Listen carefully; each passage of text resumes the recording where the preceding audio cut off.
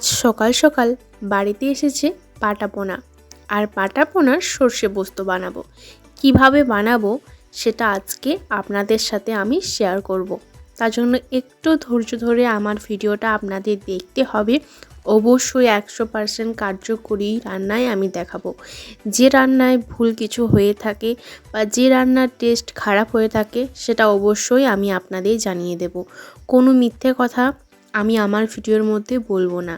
তো চলুন, সবার প্রথমে মাছটাকে ভালো করে ধুয়ে মাছের ভিতর থেকে মাছের পোঁটাটা বার করে নিয়ে ভালো করে নুন আর হলুদ মাখিয়ে নিতে হবে।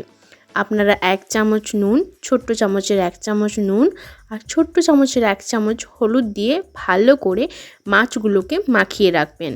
আপনারা 20 থেকে 30 মিনিট পর্যন্ত মাখিয়ে রাখতে পারেন, কারণ নুন আগের থেকে যদি আপনারা মাখিয়ে রাখেন তবে মাছের ভিতরে অনেকটা ভিতর পর্যন্ত ঢোকে, তারপর মাছের টেস্টটা আরও অনেকটা বেড়ে যায়। তার জন্য রান্নার 20 থেকে 30 মিনিট আগে মাছটা ভালো করে নুন হলুদ মাখিয়ে রাখবেন। আমি ভালো করে মাছে নুন হলুদ মাখিয়ে দিয়েছি। তারপর একটা কড়াই নিয়ে নিয়েছি। এখানে কড়াইটা ভালো করে গরম হয়ে গেলে তার মধ্যে দিয়ে দেব তেল। আপনারা দেখতেই পাচ্ছেন কড়াই থেকে একটা ধোঁয়া ছেড়েছে, মানে কড়াইটা খুব ভালোভাবে গরম হয়ে গেছে। মাছ ভাজার ক্ষেত্রে একটা জিনিস আপনাদের সবাইকার মাথায় রাখতে হবে, সেটা হলো কড়াইটা যাতে ঠিকঠাক করে গরম হয়। কড়াই গরম না হলে যদি আপনারা মাছ ছেড়ে ফেলেন তো সেই মাছ কড়াইয়ের মধ্যে লেগে যাওয়ার সম্ভাবনা অনেকটা বেশি থাকে, ফলে মাছটা খুব ভালোভাবে ভাজা হয় না আর খুব তাড়াতাড়ি ভেঙে যায়। তার জন্য কড়াইটা একটু গরম করে তারপর মাছগুলোকে এর মধ্যে ছেড়ে দেবেন। তো বাই দ্য ওয়ে, আমি মধুমিতা, আপনারা দেখছেন মধুমিতার রান্নাঘর। আজকের রান্নাটা আপনারা পুরোটা দেখুন, আর ভিডিওটা ভালো লেগে থাকলে অবশ্যই like comment share and subscribe অবশ্যই করে নেবেন। তো চলুন মাছগুলোকে ভালো করে ভাজতে দেওয়া যাক।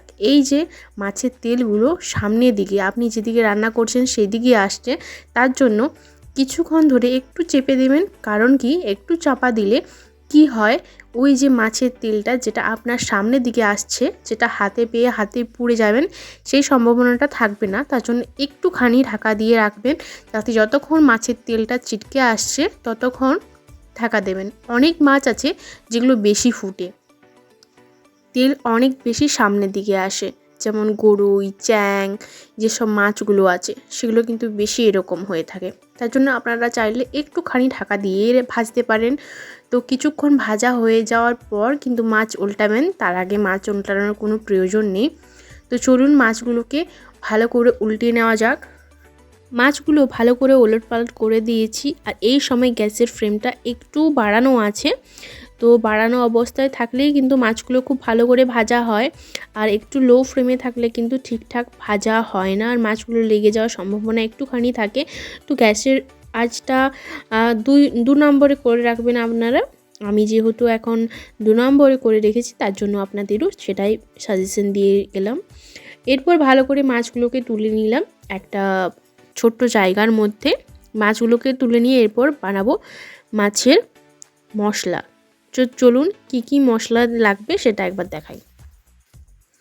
প্রথমেই নিয়ে নেব গোটা সর্ষে আর গোটা জিরে, আর তার সাথে দিয়ে দিলাম কাঁচা লঙ্কা। তারপর নিয়ে নেব পোস্ত, কাঁচা লঙ্কা আর কাজু। আপনারা লঙ্কাগুলো দেখে একদমই ঘাবড়াবেন না, কারণ কি এখানে যে লঙ্কাগুলো আছে একদমই ঝাল নেই, খুব কচি লঙ্কা, তার জন্য অনেকগুলো বেশি বেশি করে ব্যবহার করছি। আমরা একটু লঙ্কাটা একটু বেশি খাই। এই লঙ্কাগুলোর ঝাল অনেক কম, প্রায় 3-4-5টা লঙ্কার মতো ঝাল হবে। এতগুলো লঙ্কা দেখে একদমই ঘাবড়াবেন না। আর আদা জিরা লঙ্কা বেটে নিলাম। তারপর চলে এলাম কড়াইয়ে, যেখানে মাছগুলো ভেজে তুলে রেখেছিলাম সেখান থেকে অনেকটা তেল আছে, সেখানে দিয়ে দিলাম প্রথমেই 5 ফোড়ন, তারপর দিয়ে দিলাম হলুদ, তারপর দিয়ে দিলাম একটা গোটা সাইজের পেঁয়াজ, যেটাকে ছোট ছোট করে কাটা আছে। খুব ছোট ছোট করে কাটতে পারলে খুব ভালো, কারণ কি সেটা মাছের মধ্যে, মাছের যে গ্রেভিটা হবে সেটার মধ্যে খুব ভালোভাবে মিশে যায়। তার জন্য আপনারা চেষ্টা করবেন পেঁয়াজটাকে একটু ছোট ছোট করে কাটার, আর কেটে পরে একটু হালকা করে হাত দিয়ে চেপে চেপে একটু ভেঙে নেবেন। কারণ কি পেঁয়াজের যে 2-3টা লেয়ার থাকে সেই লেয়ারগুলো আলাদা হয়ে যাবে। তারপর এর সাথে দিয়ে দিলাম পরিমাণ মতো লবণ। আপনারা প্রতি ক্ষেত্রে লবণ ব্যবহার করবেন রান্নার, ভাজার সময়, সেদ্ধর সময়। যেমন মাছের আগে যেহেতু যখন আমি মাছটা নুন হলুদ মাখিয়েছিলাম, তখন কিন্তু মাছের মধ্যে অনেকটা লবণ মাখানো ছিল, তাই আমি স্বাদ মতো দিলাম।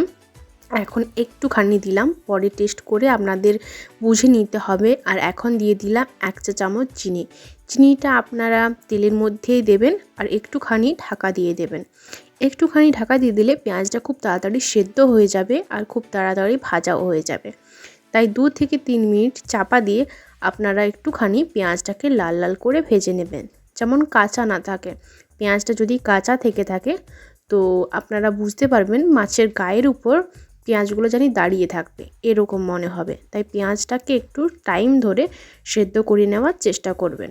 আর পেঁয়াজটা ঠিকঠাক ভাজা হয়ে যাওয়ার পর ছোট ছোট আকারে কেটে রেখেছি আগের থেকে একটা টমেটো। আমরা একটু টক খেতে পছন্দ করি, যেমন টক ঝাল মিষ্টি সব রকমেরই হয়, তার জন্য বড় সাইজের একটা টমেটো ব্যবহার করে নিয়েছি আমরা এখানে। আপনারা চাইলে 2টো ব্যবহার করতে পারেন কিংবা একটার হাফও ব্যবহার করতে পারেন। আমরা এখানে একটা টমেটো ব্যবহার করেছি, খুব মিডিয়াম সাইজের, খুব বড়ও না খুব ছোটও না। তো ভালো করে টমেটোটা নাড়াচাড়া করে এর মধ্যে প্রথমে দিয়ে দেব আদা জিরে লঙ্কার পেস্ট 1 চা চামচ দিয়ে দিয়েছি। ভালো করে নাড়াচাড়া করে নিতে হবে। আর প্রতিটা মশলা দেওয়ার পর কিন্তু একটু টাইম ধরে রান্নাটা আপনারা করবেন, যার ফলে রান্নাটার স্বাদটা আরও বেশি ভালো হয়ে থাকে। পেঁয়াজ টমেটো আর মশলাটা একটু ভালো করে কষে নেওয়ার পর 2 মিনিট পর এর মধ্যে দিয়ে দেব সর্ষে, লঙ্কা আর গোটা জিরার যে পেস্টটা ছিল সেই পেস্টটা। আপনারা যেহেতু আগে একবার জিরে ব্যবহার করেছেন, আর একবার জিরে ব্যবহার না করলেও চলবে। তো এটা শুধু সর্ষে আর লঙ্কা অবশ্যই বেটে নেবেন, জিরে ব্যবহার করার কোনো প্রয়োজন নেই। আমি খুব 1 কি 2টো দানা ব্যবহার করেছি, যেটা আপনারা চাইলে ব্যবহার করতেও পারেন অথচ নাও করতে পারেন। তো দেখতেই পাচ্ছেন খুব ভালোভাবে কিন্তু আমার পেস্টটা ম্যারিনেট করা হয়ে গেছে। মিনিট 10-এর মতন ধরে আমি এটাকে ভেজেছি। যখন দেখবেন পেস্টটা অনেকটা শুকনো হয়ে এসেছে, তখন এর মধ্যে জল অ্যাড করতে হবে। আপনারা ভুলেও এর মধ্যে তেল অ্যাড করবেন না, কারণ কি বেশি তেল একদমই খাওয়া উচিত নয়। যেহেতু পরে আপনারা একবার তেল কম পরিমাণে দেবেন ঠিক আছে, তো এখনই এতটা তেল দেওয়ার কোনো প্রয়োজন নেই। তো ভালো করে মশলাটাকে তৈরি করে নিয়েছি। এরপর কিছুক্ষণ ধরে এটাকে আমি ফোটার জন্য ছেড়ে দেব, প্রায় 2 মিনিটের মতো। ভালো করে ফোটার পরে এর মধ্যে দিয়ে দেব জল। জলটাকে একটুখানি নাড়াচাড়া করে যখন জলটাও ফুটে আসবে, তখন এর মধ্যে দিয়ে দেব আমি আগের থেকে যে মাছগুলো ভেজে রেখেছি সেই মাছগুলো। একে একে ঝোলের মধ্যে 3টে মাছ আমি দিয়ে দিলাম। আমার 3টা মাছ প্রয়োজন হয়েছে, তাই আমি গোটা সাইজের 3টা মাছ নিয়েছি। আপনারা চাইলে বেশি নিতে পারেন, আপনাদের পরিবারের যেরকম সদস্য আপনারা ঠিক সেরকমভাবেই নেবেন। তো ভালো করে মাছটা দেওয়ার পর একটু নাড়াচাড়া করে নিলাম। আর দেখতেই পাচ্ছেন গ্যাসের হাই লেভেলে এটাকে ফোটানো হচ্ছে। একটুখানি ফুটিয়ে নেওয়ার পর এর মধ্যে দিয়ে দেব পোস্ত বাটা। যে পোস্তটাকে আগের থেকে বেটে রেখেছিলাম, সেটা একটুখানি জল দিয়ে আর এর মধ্যে দিয়ে দিলাম। তো জল দিয়ে ভালো করে ফুটে গেলে নাড়াচাড়া করে নিতে হবে। তারপর আপনারা যদি ধনেপাতা খেতে পছন্দ করেন, তো আপনারা অবশ্যই এর মধ্যে ধনেপাতা দিতে পারেন। আর যদি না পছন্দ করে থাকেন, তো তার কোনো কথাই নেই, দেওয়ার কোনো প্রয়োজনই নেই। আর যদি ধনেপাতা খেতে পছন্দ করেন, এর উপর দিতে হবে ধনেপাতা। ধনেপাতা দেওয়ার পর যখন ভালো করে মাছটা ফুটে আসবে, তখন আপনারা এর মধ্যে একটুখানি সর্ষের তেল ব্যবহার করবেন। এই সময় এর মধ্যে দিয়ে দিলাম সর্ষের তেল। তো মাছের যে স্বাদ সেটা কিন্তু খুব ভালো লাগে। সর্ষে পোস্তর ক্ষেত্রে আপনারা নামানোর আগে একটুখানি সর্ষের তেল। তো আমার আজকে তৈরি হয়ে গেছে সর্ষে পোস্ত। তো আপনাদের কেমন লাগলো আমার সর্ষে পোস্ত রেসিপি, তো অবশ্যই কমেন্ট করে জানাবেন। তো ভালো লেগে থাকলে like comment share and subscribe. পরবর্তী ভিডিওর জন্য আপনারা অপেক্ষা করুন। পরের দিন আরেকটা নতুন ভিডিও নিয়ে আসবো। আজকের মতো বিদায়।